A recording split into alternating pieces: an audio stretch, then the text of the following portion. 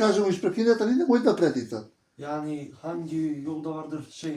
Изпрекината линија. Nasıl? Да кажем, къде Радар. е гости Јок да, Чизги. чекај да те. да не притисват. Bir tane çizgi var sonra boş öyle. Evet. Ода теваме билесе ново. Ама не да јок, Düz böyle. дуж дојде, јок зор, Туркија дојде. Aynen. Bunu için istedim. Anladım. Çünkü o da Gostivar'dan yoktu. çıkınca değil mi o bölge? Gostivar'da. Sonra Gostivar ne zaman çıkacaksın? Yaz yılında 80 git Tetova'da. Evet. Gostivar Tetova 80. Daha gitme. Hı. O ti tutuyor radar. Hı. Tutacak radar sana 150 euro ceza verecek hemen. Of of of. 100-150 euro Çok dikkat ceza. Onun için söylüyorum. Dikkat. Yavaş yavaş. Çünkü burada ceza da çok pahalı. Sizce Türkiye değil çok pahalı ceza. Ben ödedim ceza 30 euro, 25 euro Türkiye'de. Doğru. hem de. Ha burada ödeyeceğim 300-400 euro cezada.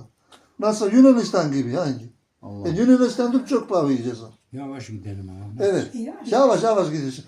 Ben ne söyledim sana? Şimdi sen çıkacaksın 2 saat 10 dakika ben nasıl gidiyorum o kadar gideceksin. Zamanı tutacak o kadar uskun